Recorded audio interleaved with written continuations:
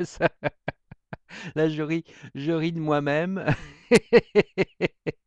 Je ris de moi-même parce que quand j'ai joué avec mon micro, j'entendais le son avec mes oreilles.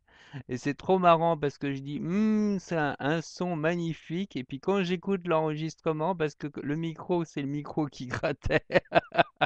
Trop marrant le truc. La bonne blague. Voilà le genre de blague ça c'est ce genre-là qui me fait rire.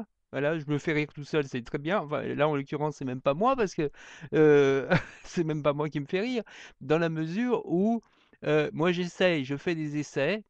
L'autre fois, l'autre fois, c'était magique parce que je raconte un petit peu les vidéos que j'ai eu l'occasion de faire, hein. Bon, pour l'instant, au jour d'aujourd'hui, je ne sais pas comment mettre les vidéos que j'ai pu faire. Je sais qu'un jour ça sera possible, mais aujourd'hui je ne sais pas faire.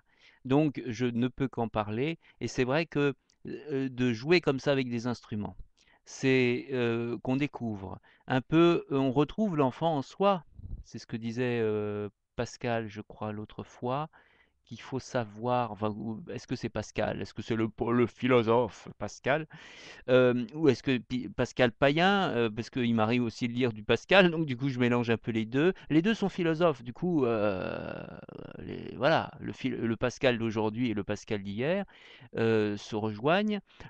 Pauline Tarn d'hier et celle d'aujourd'hui, pareil, se rejoignent.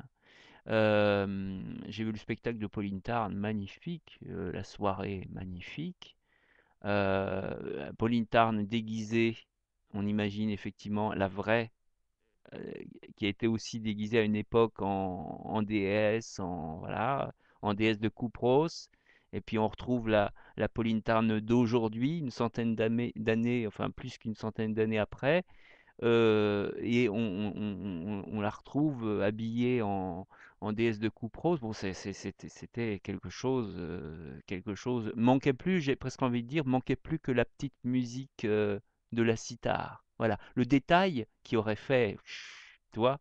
Bon, là, moi, je suis un peu, comme on dit, je suis un peu chef d'orchestre. Tiens, il y a quelqu'un qui arrive. C'est qui ça? Je connais pas. C'est, il y a un Skype qui arrive. Je sais pas du tout qui c'est. Donc, mystère. Il y en a qui arrivent comme ça, plouf. C'est- Ça, c'est la magie du web. Il y a des gens qui arrivent, on les connaît même pas. Mais pourquoi pas? On découvre. Euh, il y a comme ça, il y en a une que j'ai rencontrée, d'ailleurs je dois lui écrire par mail, et je l'ai rencontrée dans la rue. Et on a discuté, et c'était super sympa. Enfin, pas dans la rue vraiment, on était dans un magasin de DVD, des DVD qu'on trouve actuellement à 3 euros. Et donc, elle me demande, à un moment donné, elle me dit, vous connaissez Johnny Got His Gun? Alors j'ai dit, oh oui, oh là là, je connais, c'est un film de guerre. Oh là là, c'est dur, quoi. C'est chaud comme film, quoi. C'est très très dur à regarder. Bon, c'est la réalité de la guerre, hein, ça t'apprend à la limite, quand tu as quelqu'un qui dit vive la guerre, tu montres ce film-là, je sais pas il continuera à être pour la guerre, mais enfin, bon, bref. Et alors, et de fil en aiguille, on a discuté de tout et de rien à peu près. Ça, c'était des dimanches.